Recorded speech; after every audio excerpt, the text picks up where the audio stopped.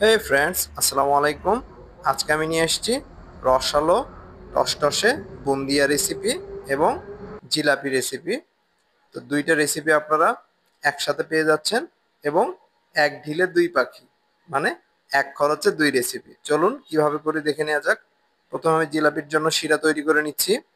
2 cup চিনি নিয়ে সেখানে 1.5 কাপ দিয়ে দিচ্ছি নর্মাল রুম টেম্পারেচারের পানি দিয়ে এটাকে একটা শিরা তৈরি করে নিব। তো চিনিটা জাস্ট গলে গেলেই এর মধ্যে আমি দিয়ে দিচ্ছি এলাচ। 3টা এলাচ দিয়ে দিয়েছি একটু ফ্লেভারের জন্য। দিয়ে দিচ্ছি 1 ফালি লেবু চিপে এর রসটা। এতে করে কি হবে, চিনিটা ক্রিস্টালাইজড হবে না। আর আমি দিয়ে দিচ্ছি 2-3 ফোঁটা অরেঞ্জ ফুড কালার বা ইয়েলো ফুড কালার, যেটাই হোক দিতে পারেন, বা না দিলেও সমস্যা নেই। দিয়ে এবার আমরা শিরাটাকে ঠান্ডা হতে রেখে দিচ্ছি। এখানে নিয়ে নিচ্ছি 1 কাপ ময়দা, 4 টেবিল চামচ কর্নফ্লাওয়ার এবং 1 চা চামচ বেকিং পাউডার। আপনারা বেকিং সোডাটাও নিতে পারেন। এবার উপকরণগুলোকে ভালোভাবে মিশিয়ে নিয়েছি। এখানে নিয়েছি 3 টেবিল চামচ টক দই। আমি দইটাকে ভালোভাবে ফেটিয়ে একটু পানির সঙ্গে মিশিয়ে নিচ্ছি। এটা আমরা ডোতে ইউজ করব। এই যে দেখুন, টক দইটা আমি ঢেলে দিলাম।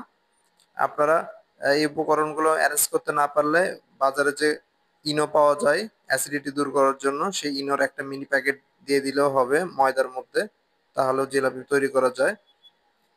তা আমি এখানে রুম টেম্পারেচারে থাকা নর্মাল পানি দিয়ে দিচ্ছি। পানিটা পরিমাণ মতো, আমি এখানে নির্দিষ্ট কোনো মাপ বললাম না, অল্প অল্প করে পানি দিবেন। আর ঘন একটা ডো তৈরি করে নেবেন।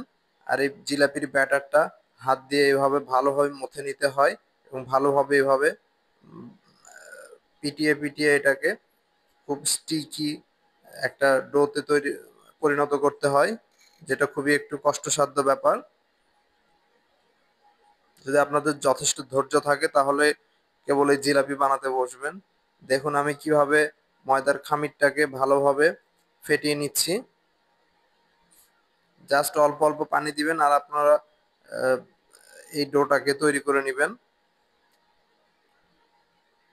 যখন এই যে এরকম একটা মিশ্রণে চলে আসবে, দেখুন আমি উপর থেকে ছাড়ছি কি সুন্দরভাবে মিশ্রণটা নিচে পড়ছে এবং সহজে মিলিয়ে যাচ্ছে না। এই পর্যায়ে আমরা এটাকে রেখে দিব। এখন একটা পাইপিং ব্যাগে সামান্য ছিদ্র করে নিয়ে আমরা জিলাপিগুলো ভাজতে চলে আসছি।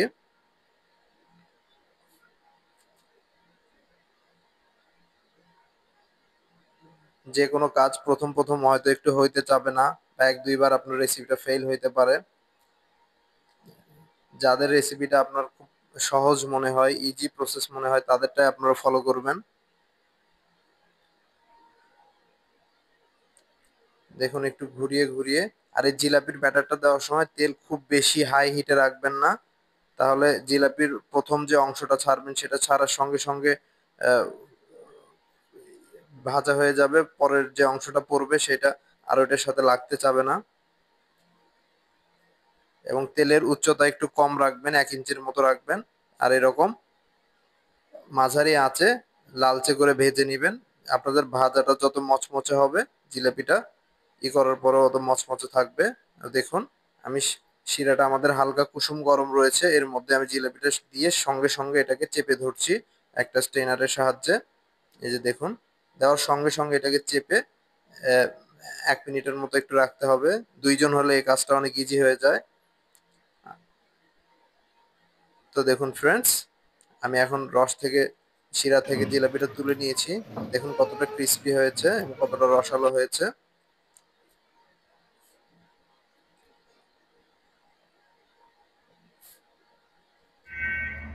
এখন চলে আসছি বুন্দিয়া রেসিপিতে। এটা বানানো খুবই ইজি। এখানে 1 কাপ বেসন নিয়েছি, নিয়েছি 1 কাপ পানি। যদিও আমার 1 কাপ পুরোটা লাগবে না, 1/4 কাপের মতো পানি লাগবে। আমি অল্প অল্প করে পানি দিব আর ব্যাটারটাকে রেডি করে নিব। খুব ভালোভাবে ফেটে নিতে হবে ব্যাটারটাকে। আর বেসনটা অবশ্যই আপনারা একটু প্যাকেটের বেসন কেনার চেষ্টা করবেন। আহ, সেটা অনেক মসৃণ থাকে। আর অবশ্যই চেলে নিবেন। দেখুন আমি ওপর থেকে যখন ড্রপগুলো ফেলছি তখন সহজে মিলিয়ে যাচ্ছে না এবং ব্যাটারে এবং আমার 1 কাপ থেকে কিছু পানি বেঁচে গিয়েছে। আর ব্যাটারটা ফেটতে ফেটতে দেখুন সাদাটে কালার হয়ে গিয়েছে। তো একটা কড়াই আমি তেল গরম হতে দিয়েছি, দেখুন তেলের মধ্যে আমি এক ফোঁটা ব্যাটার ছেড়ে দেওয়ার সঙ্গে সঙ্গে এটা উপরে ভেসে উঠছে, তার মানে এর ঘনত্বটা ঠিকঠাক রয়েছে। প্রথমে তেলটা হিট হয়ে আসলে আপনার চুলার আঁচটাকে লো করে দিবেন, দিয়ে তারপর 4 থেকে 5 ইঞ্চি উপরে এরকম একটা ছিদ্রযুক্ত চামিচের উপর ব্যাটারগুলো দিবেন। আস্তে আস্তে আপন মনে ব্যাটারগুলো নিচে তেলের মধ্যে পড়বে, কোনো তাড়াহুড়ো করবেন না। তাড়াহুড়ো করতে গেলে যদি ঝাঁকাঝাঁকি করতে যান তাহলে সেই ক্ষেত্রে প্রপার যে গোল শেপটা, রাউন্ড শেপটা সেটা আপনাদের বুন্দিয়াতে আসবে না। তো দেখুন আমাদের বুন্দিয়াগুলো কতটা রাউন্ড শেপের হয়েছে। খুব বেশি যদি ঘন হয় ব্যাটার আপনাদের তাহলেও কিন্তু চামিচ থেকে ছিদ্রের মাধ্যমে পড়তে চাবে না। তো দেখুন আমি একটা ছাঁকনির সাহায্যে উঠিয়ে নিচ্ছি তেল থেকে বুন্দিয়াগুলোকে।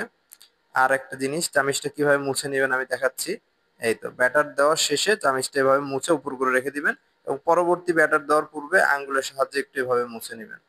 ব্যাস, এই কাজটা অবশ্যই করতে হবে প্রপার সাইজ অ্যান্ড শেপ পেতে চাইলে। এই যে তারপরে এভাবে দিবেন। আর এখানে আমি বুন্দিয়াগুলো ভেজে নিয়েছি, দেখুন 1 কাপ। আর ওই যে আমাদের জিলাপির যে শিরাটা রয়ে গিয়েছিল সেটা একটু গরম করে নিয়ে তার মধ্যে আমি বুন্দিয়াগুলো ঢেলে দিলাম। তো এক খরচে আমার 2টা রেসিপি হয়ে গেল, কারণ জিলাপি আপনারা যতটুকুই বানান আপনাদের শিরা অবশ্যই বাঁচবে। আর এই বেঁচে যাওয়া শিরাটাকে বুন্দিয়া বানানোর মাধ্যমেই আপনারা শুধু এর প্রপার ইউজটা করতে পারেন। তা আমি এভাবে নেড়ে চেড়ে মিশিয়ে একটু ওই গরম শিরার সঙ্গে এভাবে ঢাকনা দিয়ে ঢেকে দিলাম এবং 4-5 মিনিট পর আবার একবার উল্টে পাল্টে মিশিয়ে দিলাম। ব্যাস, এই সম্পূর্ণ শিরাটা আমার বুন্দিয়াটা সুইপ করে নিয়েছে। এভাবে ঘন্টাখানিক রেখে দিলে দেখবেন এই যে রসালো একটা বুন্দিয়া পেয়ে যাবেন আপনারা। আর জিলাপিটা বানানো একটু কষ্টসাধ্য হলেও বুন্দিয়া বানানোটা খুবই ইজি প্রসেস। আমি ঠিক যেভাবে শিরা তৈরি করা দেখিয়েছি ওইভাবে শিরা তৈরি করে আপনারা এই বুন্দিয়াটা বানিয়ে নিতে পারেন। দেখুন এটা কতটা রসালো হয়েছে। তো ফ্রেন্ডস, আমাদের ভিডিওটা ভালো লাগলে অবশ্যই লাইক, কমেন্ট এবং সাবস্ক্রাইব করে দিন, পাশে থাকা বেল বাটনটি চাপ ক্লিক। আসসালামু আলাইকুম।